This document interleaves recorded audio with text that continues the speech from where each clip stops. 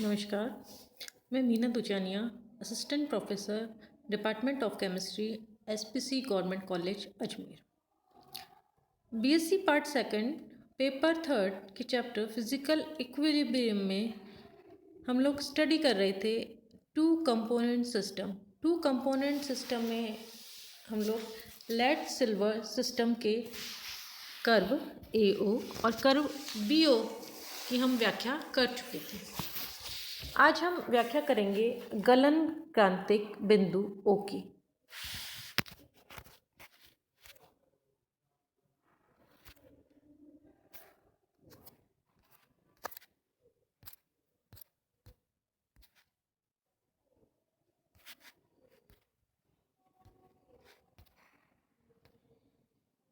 गलन क्रांतिक बिंदु O, यहाँ पे कर्व AO और कर्व BO दोनों बिंदु O पर मिलते हैं।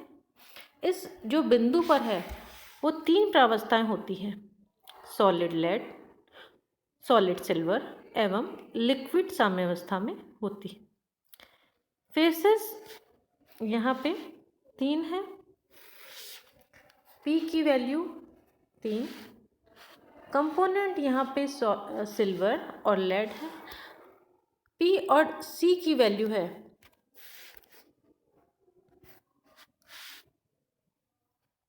वो प्रावस्था नियम F is equal to C minus P plus 1 में जब हम रखते हैं C की वैल्यू 2, P की वैल्यू 3, तो F की वैल्यू आ गई यहाँ पे 0, यानी डिग्री ऑफ फ्रीडम आ गया 0। तो हम कह सकते हैं कि जो O बिंदु पर तंत्र होगा वो अचर तंत्र होगा।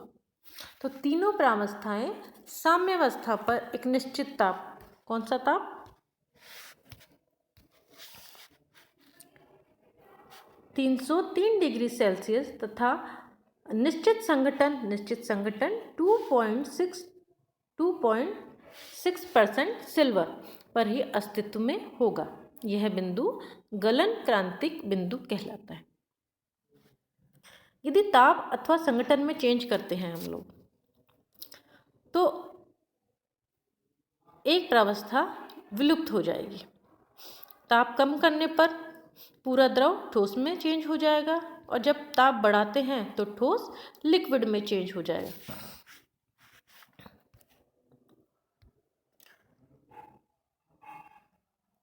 अतः 303 डिग्री सेल्सियस पे वह न्यूनतम ताप जिस पर द्रव प्रावस्था ठोस लेड अथवा ठोस सिल्वर के साथ अस्तित्व में होता है।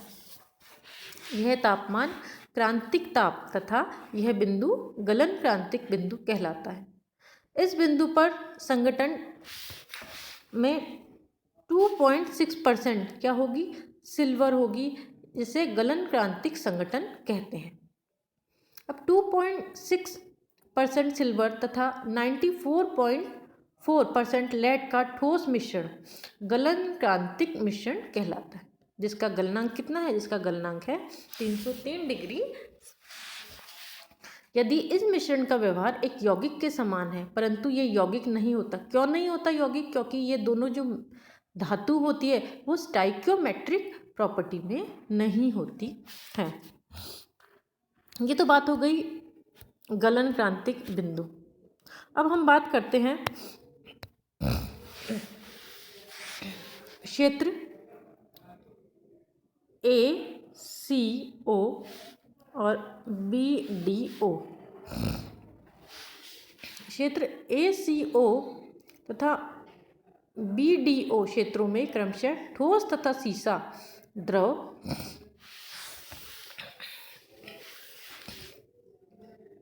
तथा ठोस रजत द्रव साम्यावस्था में रहते हैं। अर्थात इन क्षेत्रों में किसी भी बिंदु पर दो प्रावस्थाएं साम्यावस्था में हैं। अतः तंत्र एक क्या होता है, अचर तंत्र, एक तंत्र चर है।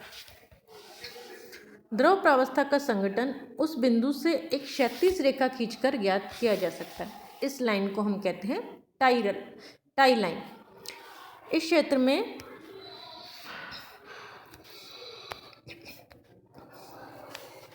क्षेत्र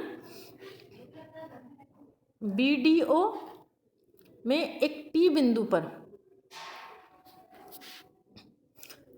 पर एक टाई रेखा TRM खींची गई है जो कि कर्व BO को M बिंदु पर काटती है। अतः M बिंदु पर ठोस रजत एवं द्रव साम्यावस्था पे होते हैं। टाई रेखा पर कोई भी बिंदु ठोस रजत एवं द्रव के अनुपात को प्रदर्शित करता है।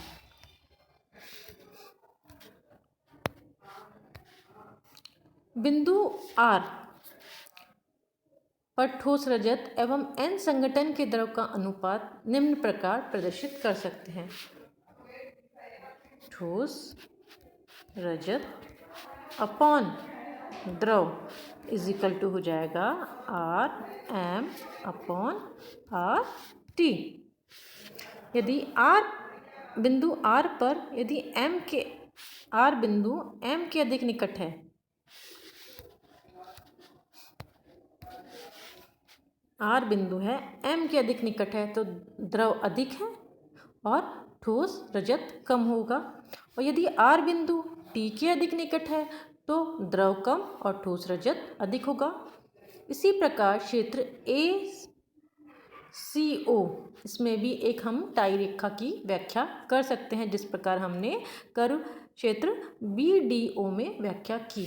कर्व AOB को लिक्विड्स कर्व तथा कर्व ACODB को सॉलिड्स कर्व कहते हैं। अब हम बात करते हैं कर्व AOB के ऊपर वाले क्षेत्र की।